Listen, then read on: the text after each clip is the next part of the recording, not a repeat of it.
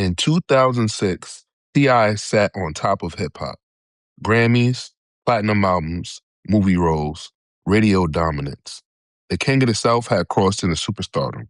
But 1 year later, T.I. became his own worst enemy. Roll the intro. Court is now in session. Dum dum.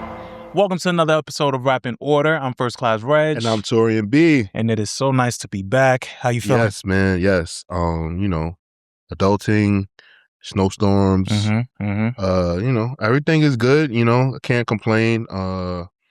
We both, well, we're in March now. So the last time you guys saw us was January. Yeah. So the whole month of February was just a wash. Sorry, guys. Yeah. A lot happened and everything like that. But we are here now. First and foremost, I want to say RIP to our friend of the show and frequent visitor, Shanae Curry, aka Shanae Craig. RIP, baby girl. We love you. We miss you. And, hopefully, your spirit will always be around the pod because, you were very supportive of us. Much, much, much love to Shanae and her family. Yes. Yeah, man. I don't know how to transition from that. We can transition from that pretty well, and with Shanae, with her dark humor, she's like, all right, get to the topic. Yeah, word. Like y'all said what y'all had to say. Yeah, we said what we had to say in Shanae Curry fashion. Yeah, see, I just saw your hockey jersey. It just reminded me, how Verizon, remember last time we went to the thing? Yes, they're always giving away tickets. Okay. So they're giving away tickets tomorrow. I'm going to try to get tickets. Oh, to the lit. Rangers game. I would love to go. Yeah, I'm going to try. I'm going to see. I'm going to see what happens. I would love to go, man. People be snatching them tickets up, man. They give away some good shit. They gave some tickets away today for the Knicks and the Pacers game coming up. Damn. Yeah, so you just got to really just camp out on the app. I feel like that's what niggas be doing, and that's how they hit. But we'll see. Question, because you went on a trip. How was DC? Oh, man, DC was great, bro. We only had like a day and a half there, but I want to go back because Wale is going to be there with Smino. Okay. And I think if there's any other time to go, it'll be around that time. That's the right time to go to Chocolate City. And they'll be there for, I want to say for Juneteenth. Yeah, for Juneteenth. Okay. So the time that we had there, though, we went to the African American Museum. Nice. Which is great. And then I realized being out of New York, like, damn, like New York is really the only place that charges for museums and shit. Because the museum was free. It depends. So in other cities, they do charge. Like I've been in a museum. It depends on like where you're going. So I went to Memphis to begin with. You went to DC. So we went to the Civil Rights Museum where Dr. King was murdered. And we had to pay. So we went to the Stax Museum, and that's basically the Motown of Memphis. Yeah. It's just that like their run was like very short, but like Isaac Hayes, Otis Redding, like a few artists like recorded there, like prominent. So the Stax Museum was $20, and the Dr. King Museum the Civil Rights Museum was like $25. Okay. So. We went to both. Like, obviously, the Stax Museum was, like, fun. Had a lot of information, a lot of history. Civil Rights Museum was sad as shit. It literally told the entire story from, from the beginnings of it till Dr. King's death. Mm-hmm. And it's like, it walks you through everything. It walks you through every situation that, like, happened, like, where Dr. King went and helped and, like, marched, or, like, where, they recreated the bus that Rosa Parks sat on. Oh, wow. They have a statue of Rosa Parks on the bus, and when you step on the bus, there's a stimulation of the bus driver yelling at you. What? Yeah. And niggas went through that? Yeah. How was that? It was fucked up. They have a stimulation of the slaves that came to America came to America from Europe, well, from Africa. Through the Atlantic slave trade, so it's like you experience what it was like to be on if you want to. I didn't do that. Yeah. But like they basically are giving you every experience that you could have had during the Civil Rights Movement. Like I didn't realize. Sorry to make this a history lesson. The reason why Dr. King was in Memphis was because the sanitation workers were predominantly black, the garbage men. Mm-hmm. So they were going on strike because they weren't getting health care. They weren't getting like breaks, like overtime. So they went on strike. Through that, like they were getting beat up and fucked up. So Dr. King went there to like, you know, speak on their behalf and like, you know, try to negotiate things and get things done. And he lost his life and he was slain. So that was cool. While we were there, you know, we went to Bill Street. We went to bars like you know, and like there were like live performers all weekend. So we got to just hear like good music. BB King's bar was fucking lit. Of course. BB King's bar was fucking lit, bro. Like that shit is a legit club. And the key is to get in before like 8 p.m. because they charge you a cover. Oh. Because there's live performers. If you like get there after before, like what time frame? After 8 p.m. Oh. If you get there before 8 p.m. and you already inside, you good. After 8 p.m., you get charged a cover. So that shit was dope. Food was really good. And then while we're there, me and Sarah were at a barbecue restaurant. I forgot the name of it, but she looks up and she sees like this wrestler named Dolph Ziggler. She's like, "Oh shit, look, it's Dolph Ziggler." And I'm like, "Oh shit." So I you know, when he walks past, I say, "Hey man, you know, I really appreciate, you know, everything that you do entertaining us, spend time with your family." That's what I say to every wrestler I see because it's true. Like, you know, they entertain us on television. They don't get breaks. They wrestle year round. Right. And he's like, "Oh man, thanks." And I'm like, "Are you doing anything this weekend?" Like, "Are you know?" And he was like, "Well, I have a show, but we're in town because there's a Monday Night Raw being filmed." And I was like, "What?" And then I felt bad because I was like, "Well, I ain't going to your shit. I'm going to Monday Night Raw." But I wound up going to Monday Night Raw, and like we bought the tickets the same day. Like, so we went to Monday Night Raw, and we got really good, really close tickets for like $75 each, which is like unheard of. Same day. Yeah. Nah, bro. Like we remember when you went with us. Yeah, we were closer than that. Wow. Yeah, because at Barclays Center, because Barclays Center, anywhere you sit really is a good seat, but we were still pretty close. We was pretty close. Yeah. So like, yeah, essentially like we were pretty close and we had a good time and shit like that. Actually, Sarah got way too high. So like, actually, like I had to realize at first I was like, "Are you not enjoying yourself?" And then she leaned on. She was like, "I'm high as shit," and I just left her alone. Like, all right. But all in all, it was a good trip. We left Maverick with my mom, so that was cute to see my mom like being her grandma glory and stuff like that. Yeah, so, that's all she wants. That's all she wants. Yeah, nah, literally, that's all she wants. Like they just they just snack all fucking day. That's like her shit with him, just to have snacks all day. But I say all that to say, yes, me and Reds both had good trips. Yeah, I had a really good time, but it did make me realize, like, damn, I need to go back to DC. I need more time. You know, like we ate good, went to this nice Turkish restaurant out there. Went to this really nice bar too with some good music, you know, like New Edition and okay. You know, all that. He was in Chocolate City, so yeah. So we did that. We stayed at a really nice hotel, Citizen M. The staff was really nice. What I did was since it was Valentine's Day weekend, I sent flowers there ahead of getting there. Smart. And then when I got there and we was checking in, I took advantage of her being in the front taking pictures and shit. I was like, "Yo, I sent some flowers here." Romantic. Right? I was like, "Yo, I sent some flowers here. Like, you know, did they make it?" She was like, "Yeah." Like, "What's your name?" She was like, "Yeah." I was like, "Could you set them up in the room before we check in?" She was like, "I got you." So that's sweet. Yeah, they love worked out. That's one thing that I have learned, that at hotels they love doing shit like that. Yeah, she was like, "I got you." They love helping you out with that shit. Yeah, she hooked it up. They know what's going down. When we walked in, she's like, "Oh my God, how did you even?" I'm like, "Yo, come on, man. You know, it's me. It's me, baby. It's me. Like, this is what I do." Okay. You know? But yeah, it was a good time. We definitely gonna go back in the summer though. I'm glad. That DC is definitely a good summer trip. Yeah, we'll have to go. All right, so let's get into it. Lil Yachty put his foot in his mouth, and he had an interview with Cosmic Kev, and he had the Concrete Boys with him, and I think they were like trying to promote something, and he was talking about how he was doing his research on hip hop, which I'm not mad at. I'm glad that he's going back and listening to, you know, hip hop that came before him. You know, I'm big on that. Yeah. And doing that, he said that, you know, he was like, it was a lot of like whack rappers in the 90s, and then he skips the 80s and then says, "Yo, I listened to the first like crossover rap song ever, Rapper's Delight by Sugarhill Gang, and that shit was whack." And I could understand how some people could say that, but I don't understand that at all. Well, let me finish. I can understand how some people could say that, like, "Yo, I like Rapper's Delight was trash," because there's people that didn't like Rapper's Delight when it came out, right? So when he says that, I'm like, I get that, but at the same time, it's the first crossover rap song. Yeah, That's like there's saying, no reference points. yo, that's like, to me, that's like when people would be like, yo, I was watching, Bob Cousy, yo, that nigga had no moves. It's like, yo, he was the first superstar point guard in the NBA. Like, it's the first.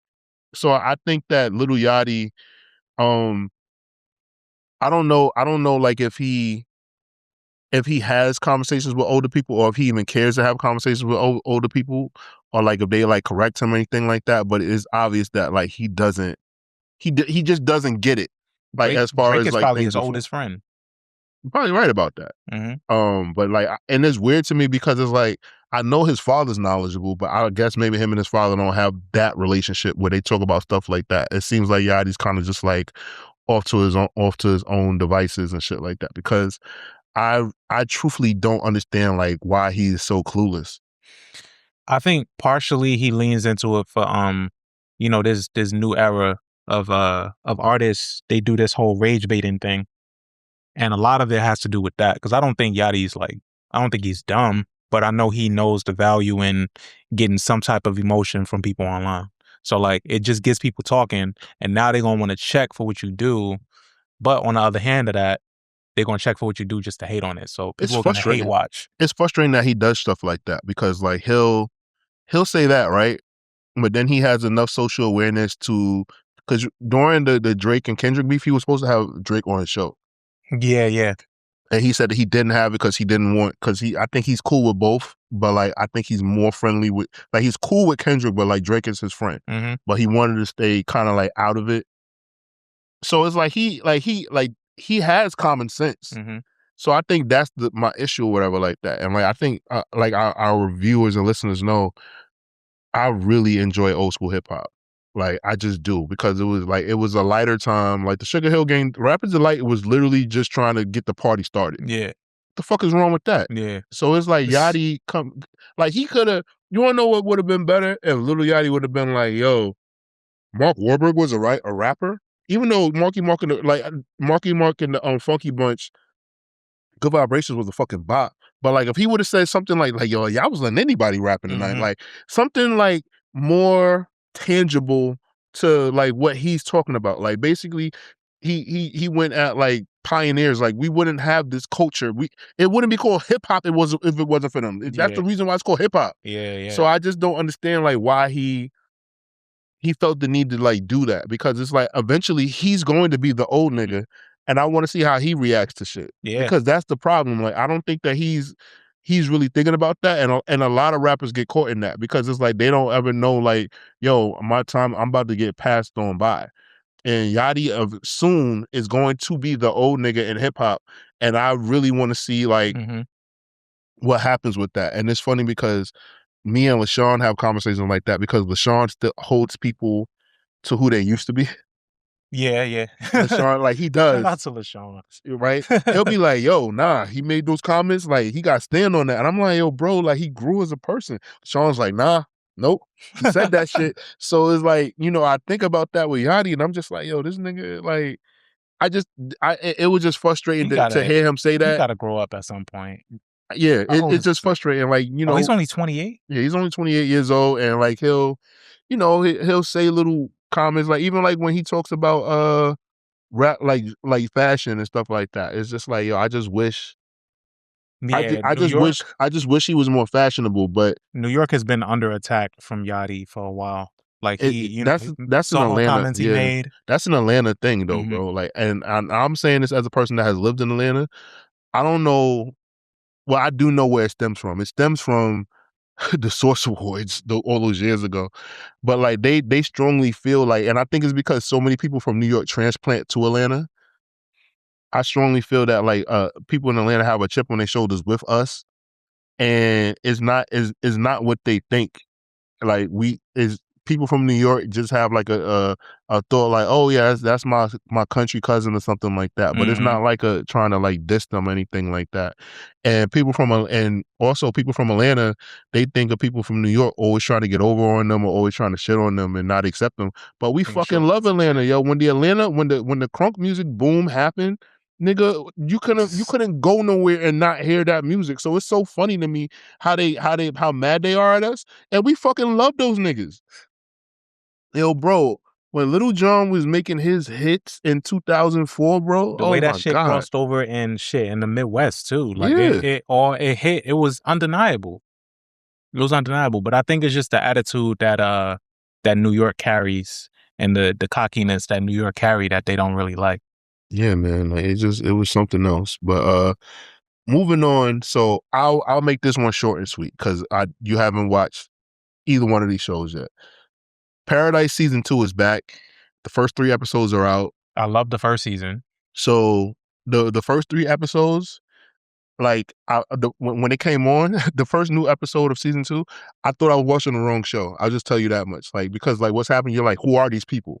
Oh, They're introducing all new, like they're introducing the people that live on the outside. other people affected by this, or Yeah. okay, So it basically tells you what happened while they were in the bunker. got you. So that's all I'll tell you. I Okay. won't ruin nothing else.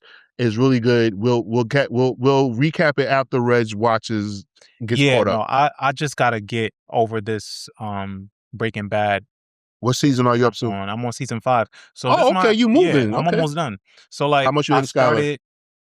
You know what? I don't hate Skylar as much as I did the first time I watched this show. Okay. The first time I watched the show, I hated her because, you know, the affair with Ted and everything. But a lot of like Walt's success on the tail end, she had a lot to do with. She was like, yeah, nah, you should buy this fucking car wash. We can launder the money that way. We Okay. can do that. Like she came up with the gambling story. Like she got him on track for a lot of the shit that he did. Okay, fair. So I don't What hate about her the that son? much. Walter Jr. Yeah, you gotta hate that nigga. Yeah, he just whiny, but like also at the same time, it's like they don't give him no choice really for like how he is and his condition. Like he depends on them a lot. He loves his dad. Niggas been lying to him from the very first episode. So he's just coping best way he can. Fuck that. He not that bad. The nigga that I hate is his Ted. brother-in-law? I hate Ted. I hate Ted. Hank is just too good at his fucking job. Of course As he a is. DEA agent. The nigga is he's just assertive. He's just great. Yo, bro, Hank was so annoying, bro. Fuck Hank, bro. That Like, nigga's just. I met him in person before, bro, and I had nothing for that nigga. Oh, word? Yeah. Yeah, he's just too good. He looked like that, right? He look like he's like that in real life. I hate his wife. That's who I hate. Oh yeah. I hate Hank's wife. Yeah, Hank's wife is a bitch. Okay.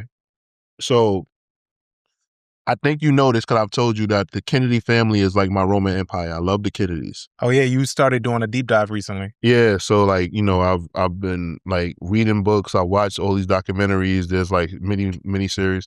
So Ryan Murphy added to his you know, his universe, and he did the story on JFK Jr. Carolyn Bessette.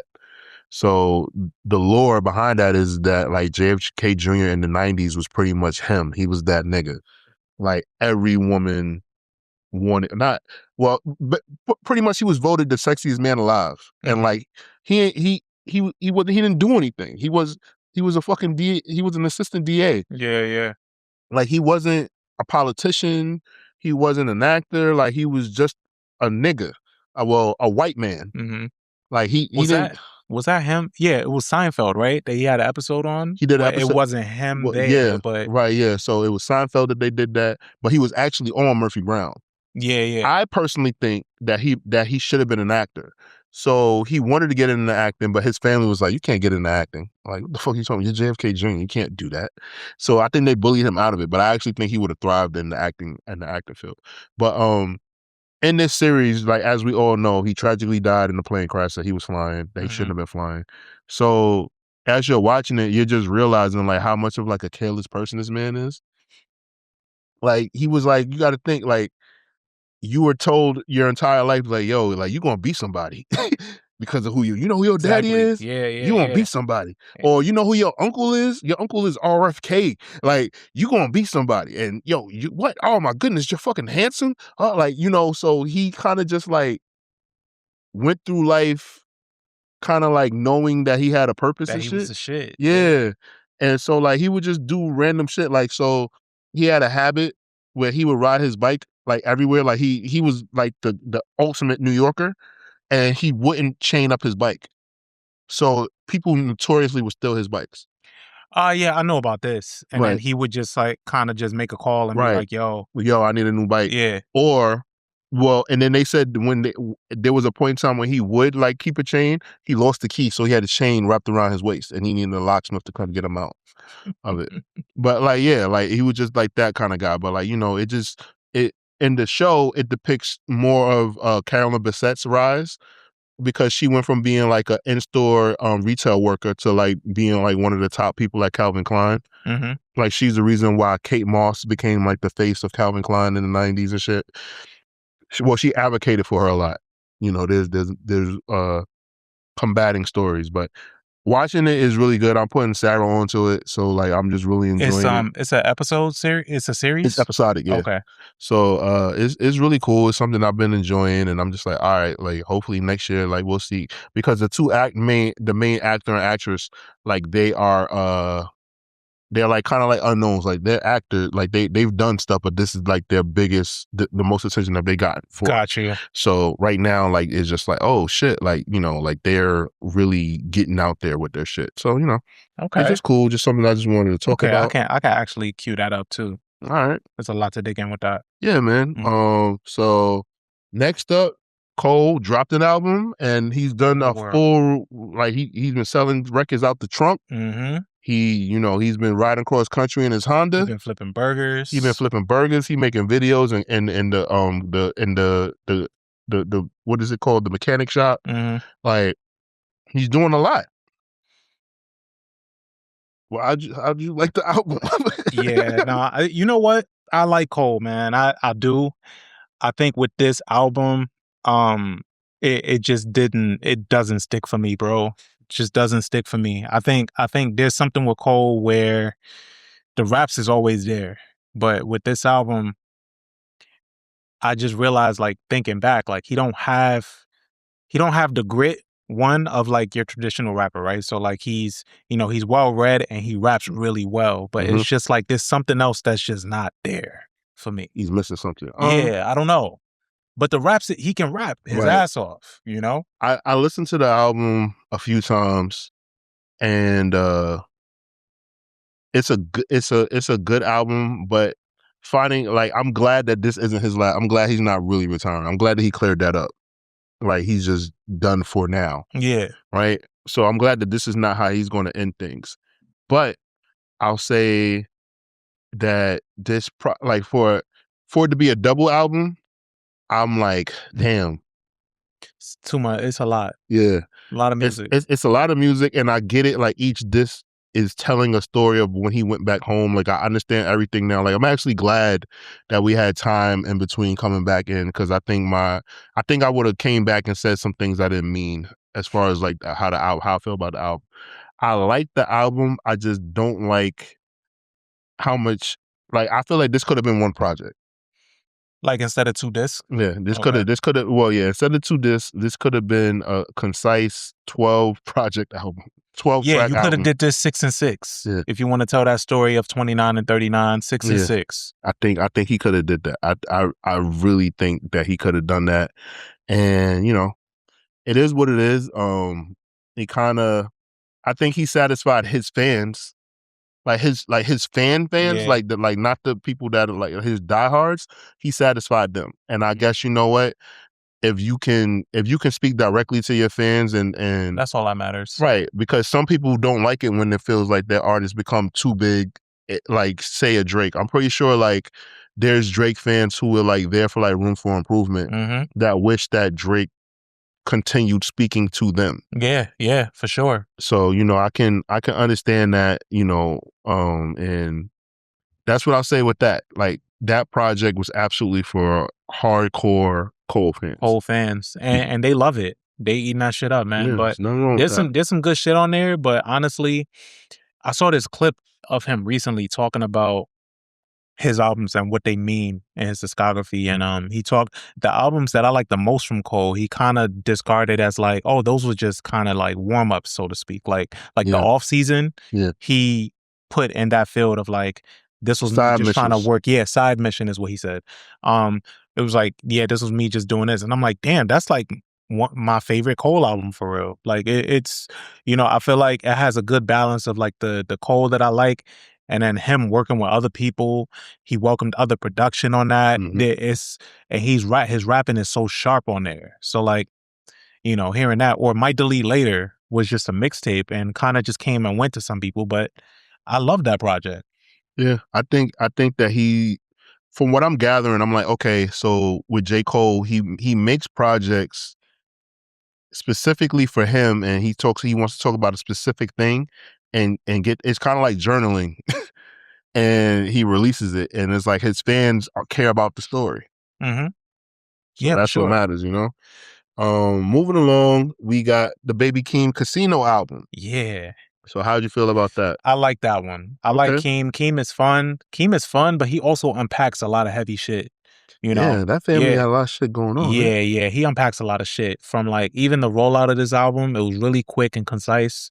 He talks about, you know, his relationship with his mom and growing up, and you know, there was drug use, and you know, he talks about a lot of shit on this album, but also his musicality is there. So like his production value is amazing because he produces a lot of his own shit. Right.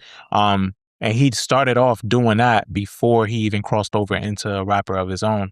And then your cousin is Kendrick. Some people was like, oh, like this nigga's just gonna put Kendrick on everything. It's like, yeah, nigga, so like that's your cousin. Like, yeah, I don't see what the problem if your cousin with was that Kendrick is. Lamar, you wouldn't be like, oh, I'm trying to do this on my own. Yeah, I need to prove my own. It defeats the point. You utilize what you have around you. You utilize resources. What a fucking card. And obviously Kendrick is a fan. Yeah. So.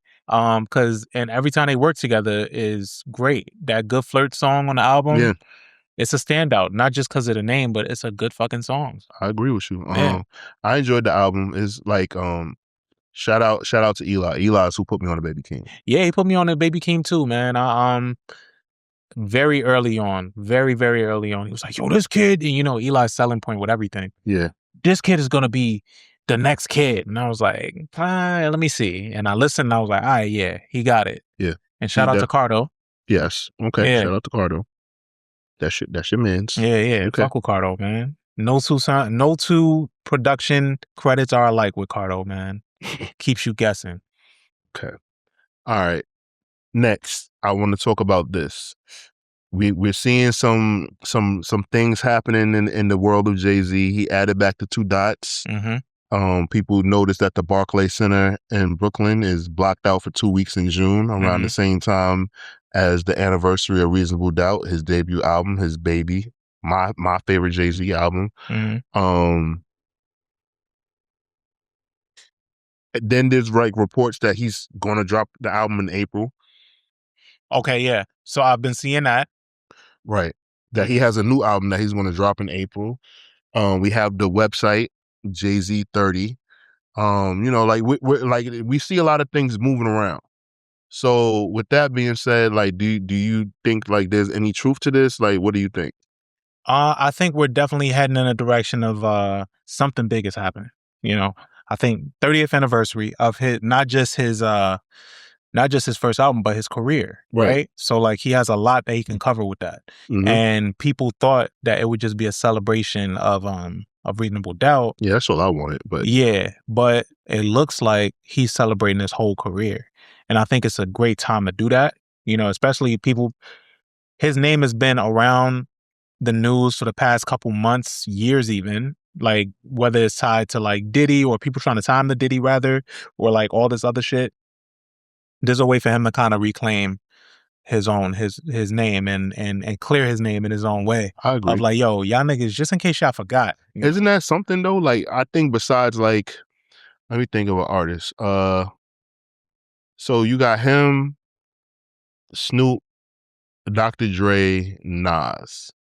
As far as like that have been for over 30 years, and as far as like rappers like that are talked about, and like when they do things, like it still like matters, like it's still talked about.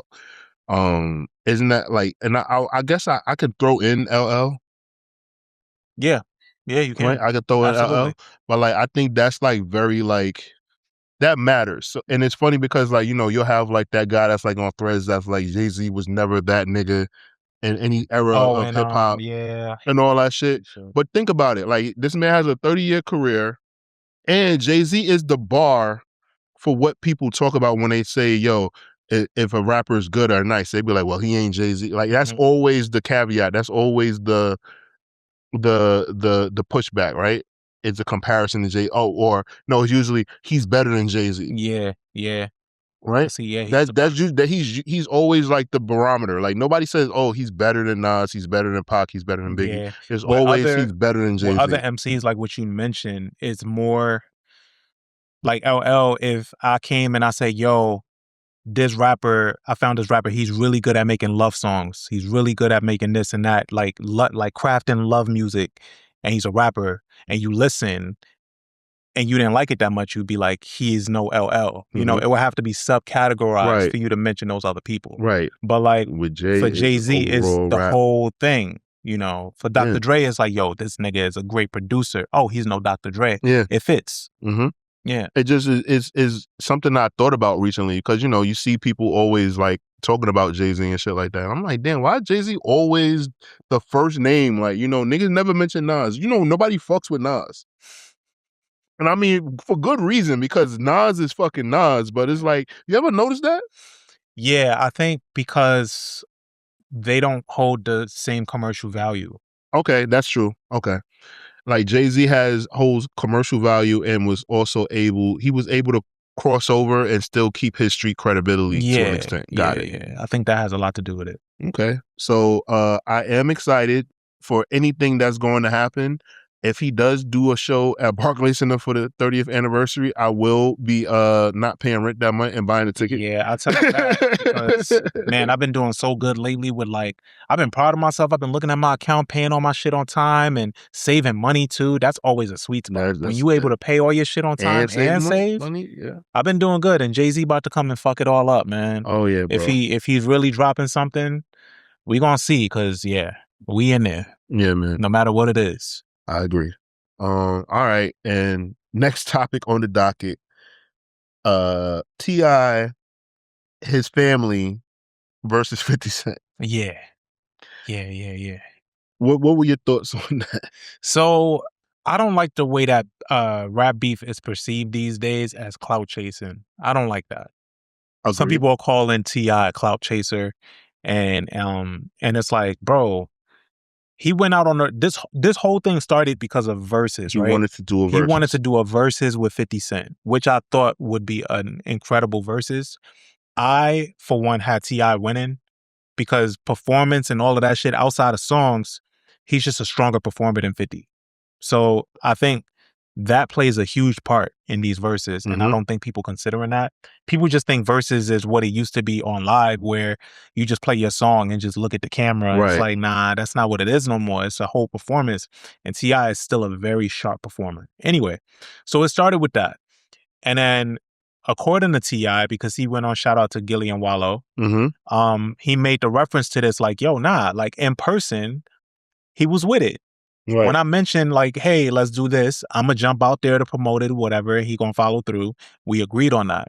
When I jumped out there to follow up, he went on, that's when he did what he did and went on Instagram and started like posting pictures of my wife. Like, that's when it crosses a line. So It's like, yo, do y'all rather these niggas meet up and fight each other than to make entertainment out of it? Because they're entertainers. Yeah, I agree with you. I think a lot of people have the same sentiment that Drake had when Kendrick dropped the Control verse, where like they think of shit like Tupac Biggie, where somebody has to like is actual like dislike and disdain versus it like being on wax. And I think that's kind of disheartening because you realize that like I grew up, you know, like okay, they're gonna battle, and a couple years down the line they're gonna laugh about it.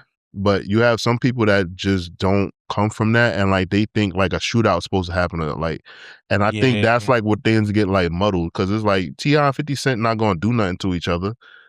But I think for me personally, this is proving that, you know, I think 50 Cent's rise like now, like in hindsight, like it was just the perfect storm for that man.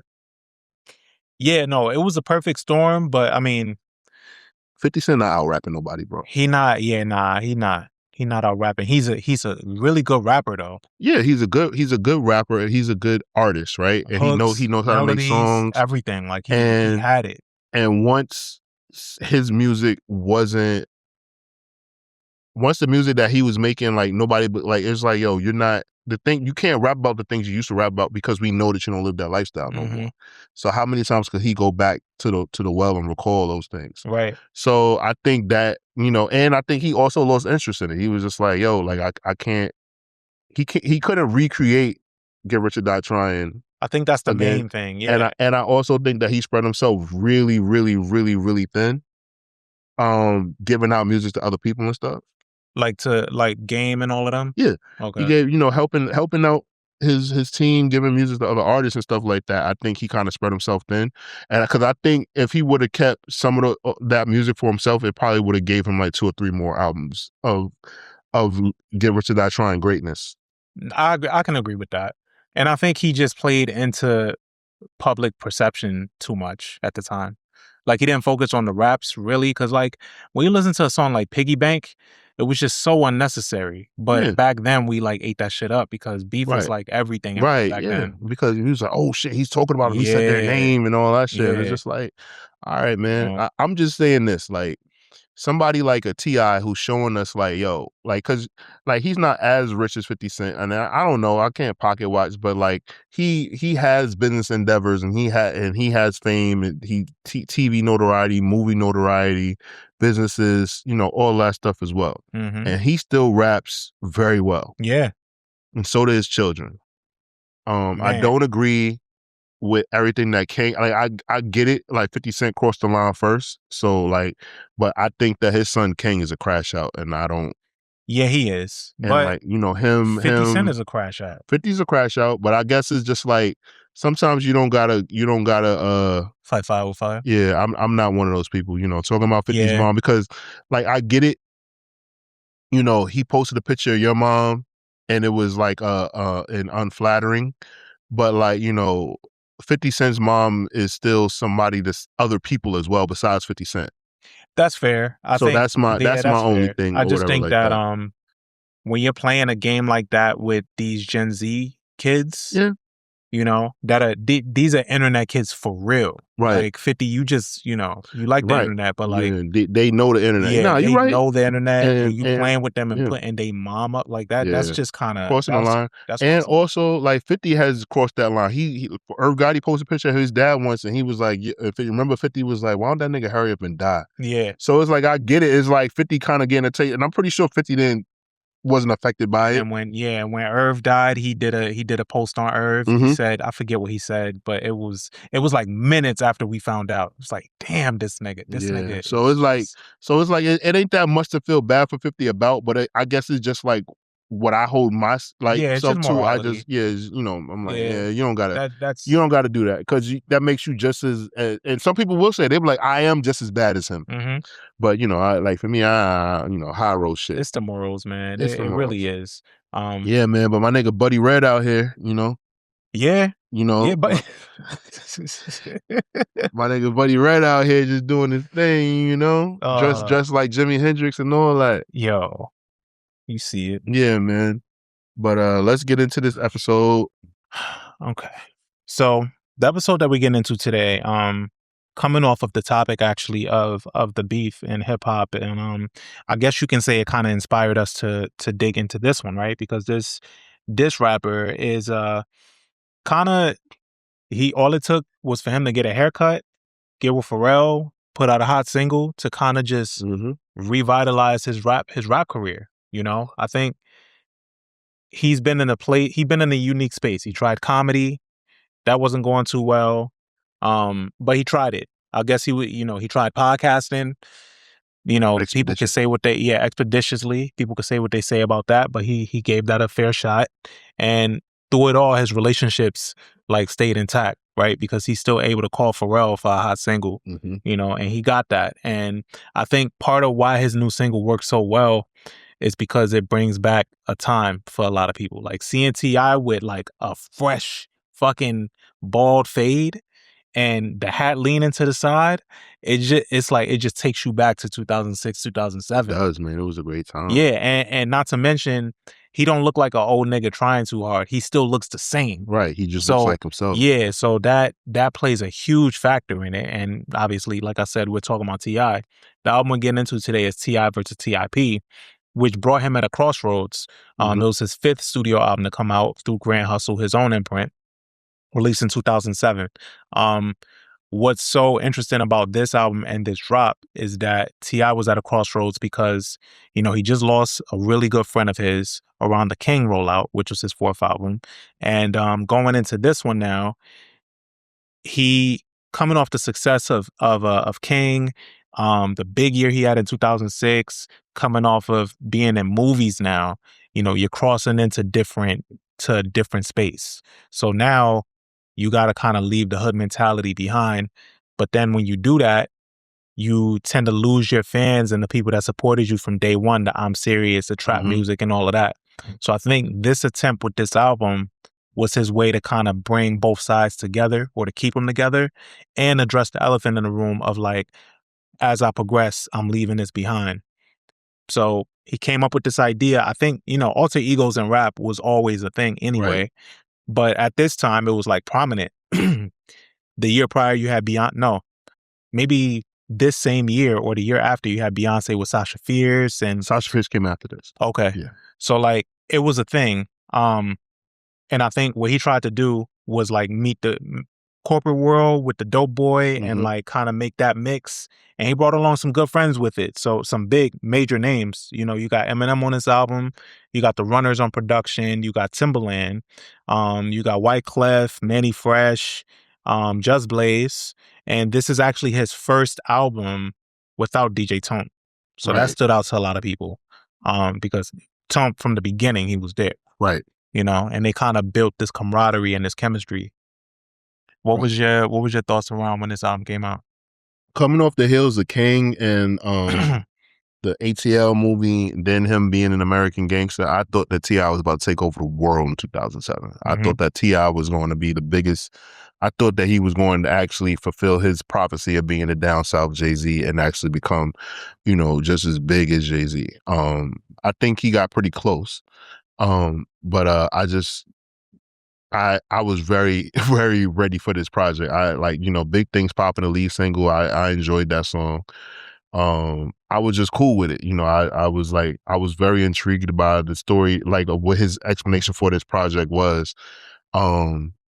And then when I got the project, like then I enjoyed it very much because I was such a T.I. fan and like, you know, whatever it was, I didn't think it was better than Urban Legend or King or even trap music or I'm Serious.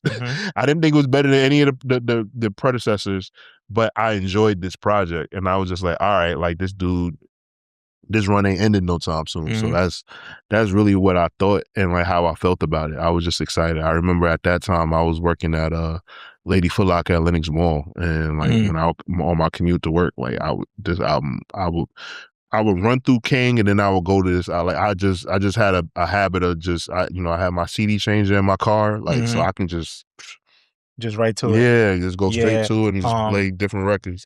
Yeah, man, this album never really. I always felt like this album was a little sloppy.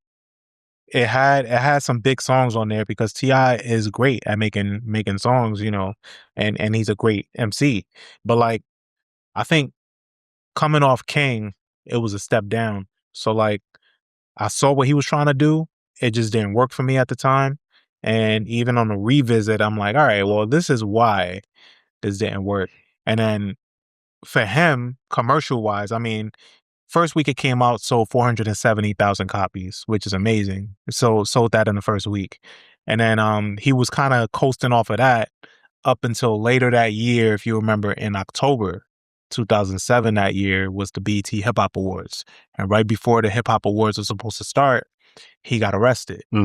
And he had some heavy machinery with him. So hold on, let's circle back.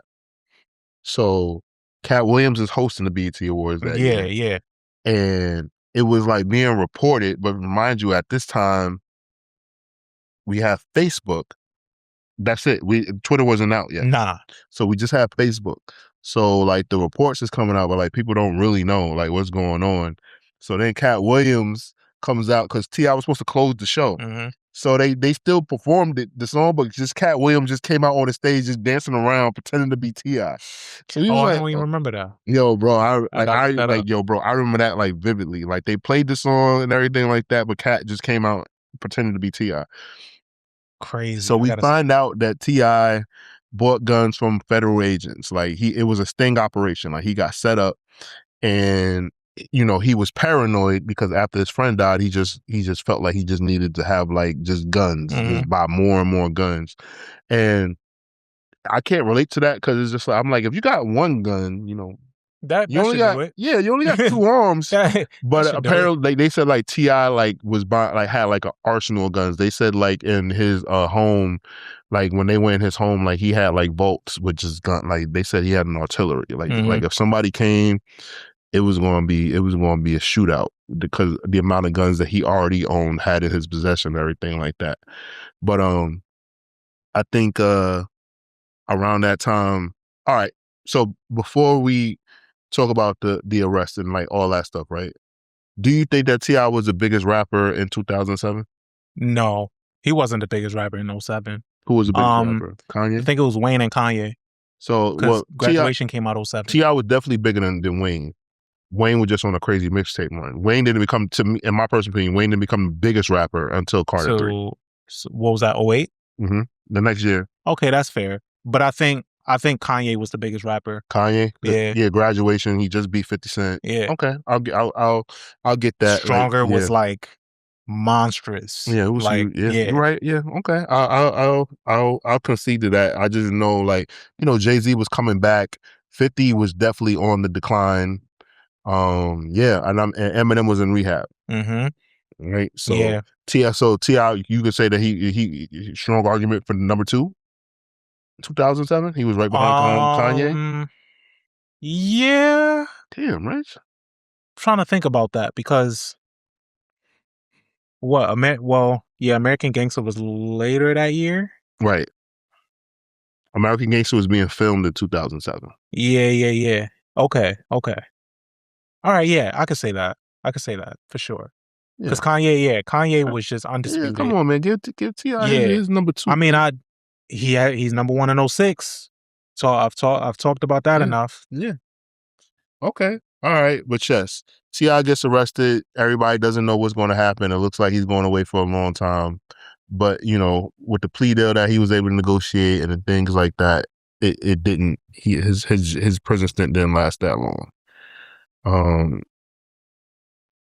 He got caught with, let's talk about the guns that he was charged with having. Machine guns, silencers. What the fuck? Like, where you going for real? Yeah, bro. Like, but if you really think about it, this was great album promo. Yeah, because he was literally living what the album was talking about. Living his raps. Yeah. Like he really was living that shit, right? So, I think that he just committed to it way too hard. Like that wasn't T.I. with them guns. That was Tip. Yeah. I think he could have just gave us like a couple tracks and that would have been it. I think like the way this album played out, it seemed like the label gave him a lot and like they gave him too much freedom. Yeah. And he couldn't wrangle it in. I mean, well, shit, even to that point, right? Like the first song on this joint is Act 1. And on Act 1, it's him just talking his shit, and then Lear Cohen talks on Act 1. Yeah. And he's like, don't play with my money. Mm-hmm. And then T.I. said, I got your money, but I ain't playing. Right. Mm-hmm. So I was like, oh, okay. Like, but you don't really hear Lear like that. So that tells you the amount of money that went into this shit because it was coming off such a big year. You got fucking Eminem and Jay-Z on this album. Yeah. So it was a blockbuster album. You got a lot of production. I guess maybe Tom's sound just didn't fit with what he had going on too. Right. So would you say that, so by this time was Tip like past like his peak? So like 2006, so he was on the downside of his peak, you would say? Nah, I don't think so. I think because Paper Trail came out a year later. and Paper Trail was bigger than this. Right. It was. Yeah. So I think, Paper Trail came out and that shit kind of like gave him another boost because it looked like he was slowing down with this. Right. And then Paper Trail came out and it was like, oh, Swagger Like Us, Live Your Life with Rihanna, like big songs. Right. Yeah. He had big crossover records. You're right. Mhm. I want to say Live Your Life is his biggest song, if I'm not mistaken. Yeah, I think so. I think that's his biggest song, right? Mhm. Oh, no. Or is it? No, not Dead and Gone. Dead and Gone was on Paper Trail as well, right? The song with Justin Timberlake? I think that's King, no? That's on King? Yeah, that might be on King. No, isn't that the song with Jamie Foxx in the sky? Oh, you're right. Yeah. So Dead and Gone is on Paper Trail then. Yeah. Gotta be Paper Trail. With JT? Yeah. Damn, where is Dead and Gone? I gotta find it. Oh, yep. Mm-hmm. It's on Paper Trail. It's on Paper Trail. Yeah. Okay, yeah. So yeah, he wasn't past his peak. He was still going. He had just a little blip on the speed bump. And then another question I have is, since we did talk about Wayne, do you think that T.I. lost his crown to Wayne because of this project? That's a good question because I don't think it was because of this project. I think it's just because of the trajectory Wayne was on. Okay. I think it was inevitable. It was inevitable, like Wayne was just like the way he was moving at the time it just kept going. It was like nobody ever seen no shit like that. That's true too. Yeah.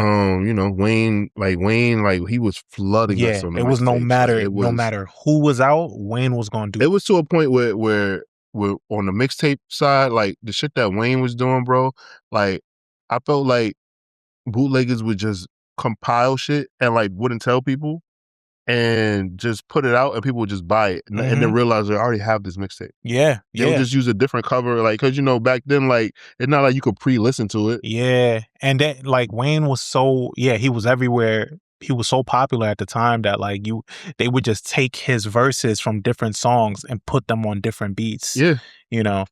Right. So and then it would fuck you up just didn't know. Yeah. He would officially release something and then you'd be like, oh, I heard this already, but it was on another beat that somebody else made. He was everywhere. That's true. He was inevitable. But yeah, we can start digging into the album unless you had something else. No, that's all. Okay. But yeah, like I said, the album kicks off in a big way because it kind of sets the tone for T.I.P to take over on this album, right? Because T.I.P is the one that's still in the street. T.I.P is, if you're a T.I. fan, you think I'm serious. That's T.I.P, So like the nigga that's still out there, still doing my job. That's T.I.P. So like you get into that and then you kind of hear how these two personalities are being torn in different directions. And T.I. is like, yo, you just got to clean up the act. It's essentially Jay-Z and Beanie Siegel. Yeah. Right?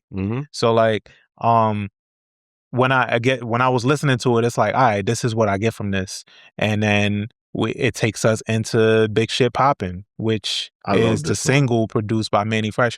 I never really was that big of a fan of this song, but it worked, and I was happy it worked because I was a T.I. fan. I was like, I want to see him win. So it was what it was. It was just an easy song. That song was a fucking layup, bro. Yeah. I want to say that shit, like at first it was they were using it for the NBA, the NFL was using it. It was like, it just made sense. And I think that's what it was. I was at this time, I was in sports bars a lot. Like, nah, right? I was in sports bars a lot. Like Atlanta was in its prime of sports bars at the time. So I was just at sports, like that was my shit, bro. That's how I became a beer drinker, actually. Yeah, I was in sports bars a lot around this time. So that song just got played a lot. It just got motherfuckers hype.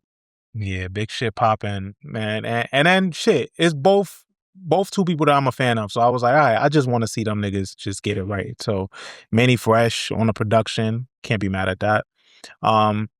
That takes us into Raw, which is produced by Lil C. It's all right. Yeah, it was cool. It was cool. I used to make myself. Okay, so here's another thing, guys. As you'll see, when I first heard this project, I enjoyed it so much, and I think it was just me being a T.I. fan. But revisiting this album, there's a lot of moments where I'm like, yo, what the fuck, bro? Like it's like a lot of skips. Yeah. There's a lot of skips on this album. The second single on this album is "You Know What It Is," which features Wyclef. Which I hate. I hate the song. You didn't like this song? I hate the Wyclef-ification of songs. Yeah, he does have a way of like. I mean, it worked on. Damn, I was thinking about how it worked with Destiny's Child. It worked with Shakira. Yeah, like it works with in that lane. I think he brings a great hip hop element to R&B songs, but I just don't want to hear him Killing with Me Softly for sure. Yeah, of course. Yeah, I just don't want to hear this nigga on another rapper song. It's unneeded. It's the most unneeded shit. Like, oh, also another caveat. At JFK Jr.'s funeral, he came and played. He can't Wyclef? Yeah. What? Because he loved the Fugees. Oh wow. That's interesting. Also, apparently at Big Pun's funeral, this nigga bust in with a guitar and played music because, Big Pun loved Wyclef. And even though it was frowned upon because, Big Pun is Catholic and at their funerals is not the same. But he was like, yo, Pun will love this. I promise you, like, it's no disrespect. Imagine just being Wyclef and you just breaking into people's funerals and shit. Like, and yo, nah, it's okay. It's okay. He was my friend. He would have fucked with this. Yeah, he would have fucked with this. It's okay. Sorry, I just had to give you that. That's mad ballsy. Okay, so You Know What It Is. I was listening to this, and even on a revisit of this album, he mentions Haiti a lot on this album. Going back and forth to Haiti, having killers in Haiti, and yeah, it just stood out to me this time for some reason. I mean, maybe because I'm dating a woman from Haiti. Maybe that's why. That's probably why it stood out. But but yeah, no. So it stood out to me this time, and I didn't really mind this as a single, But even though it came and went, and then takes us into The Dope Man. What you think of that one? I enjoyed that. It was okay. It was like I said, like I'm gonna be honest with you. It's gonna be a lot of okays from me because going back to this project and how much I love Urban Legend and King and I'm Serious and trap music. Like this album, in hindsight, I really had rose-colored glasses listening to this project in 2007. Compared to now, like having T.I.'s full catalog in front of me, and I'm able to like really go back and like with a fine comb. Like it even made me realize, like, damn, why it took us so long to get to this album to review? Yeah. When you mentioned it, I was like, he not gonna like this, but I was willing, Right. I just couldn't remember because, like I said, I haven't revisited the album in years either. So yeah, I'll be honest with you. Like I'm gonna stop you right now. If you want to go through songs you want to go through, but I'm telling you, like all of my shit say it's like, okay. It's cool. Yeah, it's cool. Okay, like, so we're not gonna go track for track. Okay, I'm just gonna highlight some. All right. So I think it's important, since this is a theme album, to highlight the ones from both sides, right? Okay. So the Dope Man song is dope. Is produced by Manny Fresh. It has this really nice Ice Cube sample on there, and the production is fucking flawless. Yeah, I love that one. And then we have to get to the crux of this album, which is Watch What You Say to Me. Watch What You Say to Me, which features Jay-Z. And I just noticed, because we were talking at the top of this episode about him changing his name. I guess when you change it, it changes everywhere, because it's like that on here too. Wow, that's interesting. Yeah, that's pretty cool. But yeah, Watch What You Say is it's almost a forgotten gem, I would say, because it's on this album. Yeah. A lot of people don't talk about this Jay-Z verse. They don't.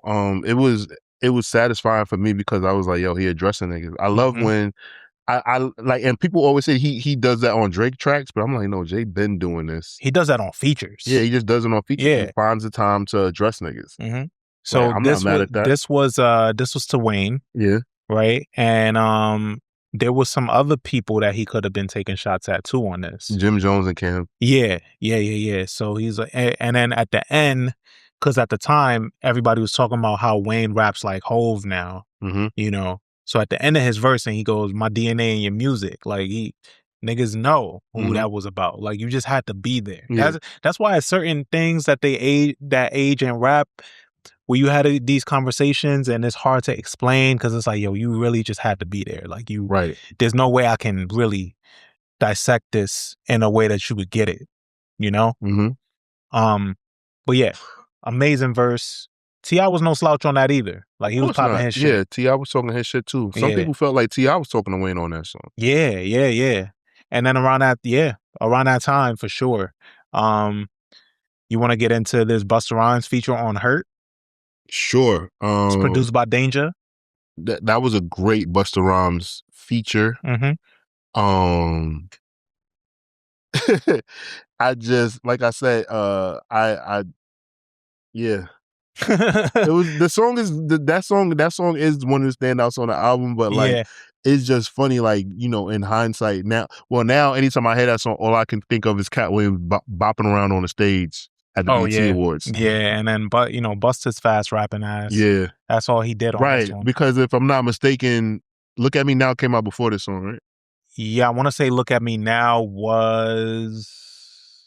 it came out. It had to come out after. Because this is 2007. Okay, you're right. I was still living in Detroit at this time. So 2000, when was Look at Me Now? Like 2010? 2011. Oh, okay. That's crazy. Okay. Yeah. But yeah, you know, Busta loved letting us know he can rap really fast. Yeah. It's still a cool party trick. Yeah. That's all it is.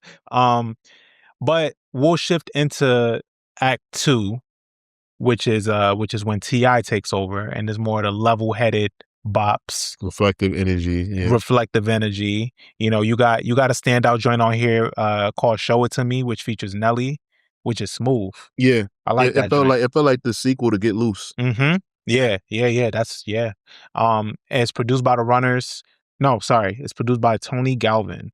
And Nelly got a really good verse on here. I think people sleep on Nelly's features.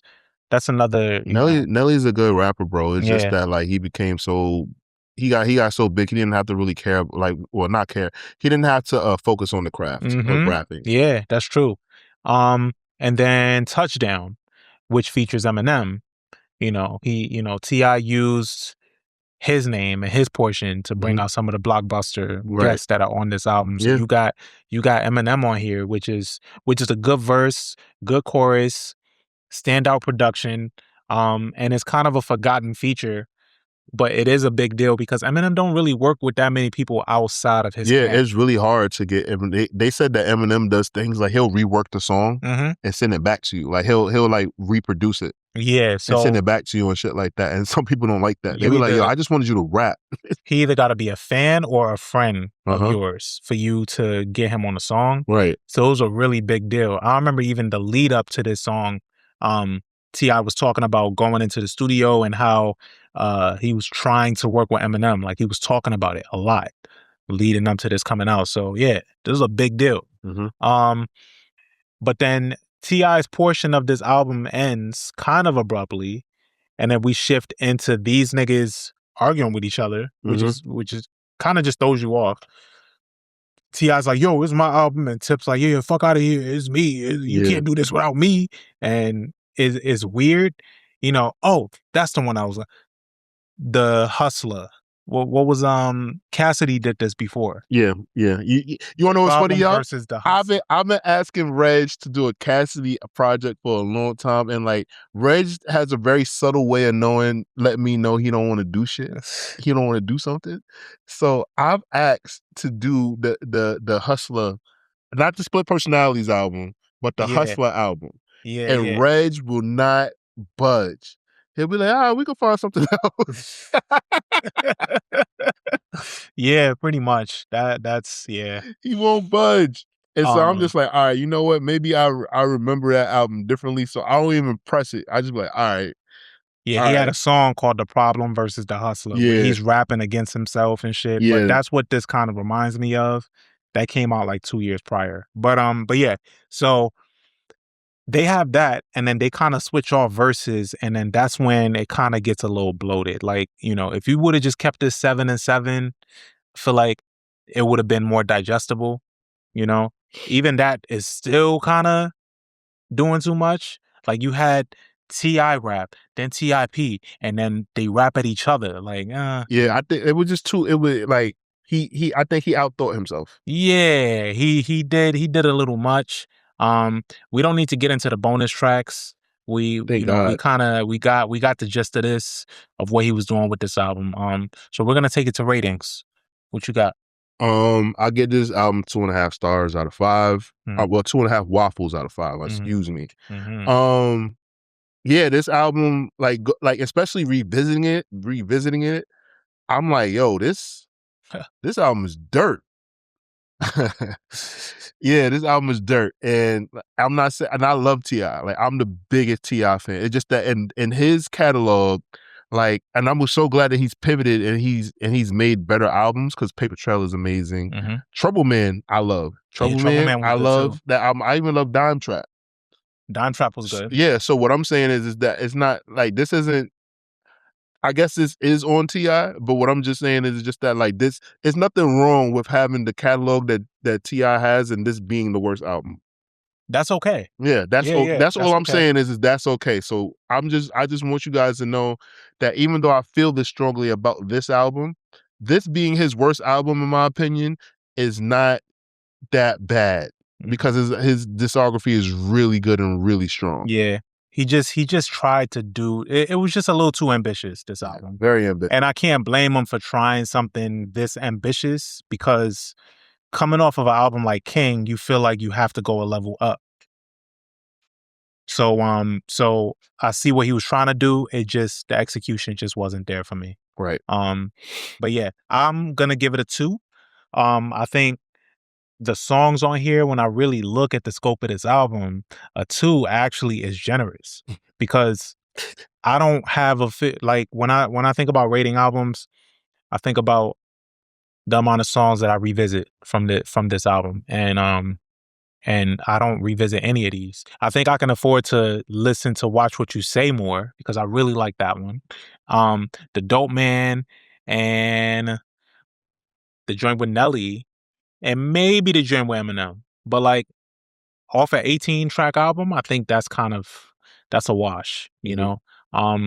But I'm excited for this new era of T.I. You know, he got me excited for it. I want to see what he brings with this new album. And I actually believe him that it'll be his last album. I don't believe that. But I also wanted to say, I'm glad that we did get this album, because without this album, we don't get Paper Trail. Absolutely. And him going to jail probably has a lot to do with that too. Yeah. But yeah. Those experiences. If you have listened to this album, let us know what you rate it. If you haven't, I mean, I don't know how this would encourage you to want to go listen to it, but it might. Maybe they want to see if they dislike it as much. It's like, yo, is it really that bad? And then they go and they hit play, and then they realize we was right. But yeah, I'm Firstklass Regg, and I'm Taurian B, and we're out of here. We'll catch you guys next time. Dun dun.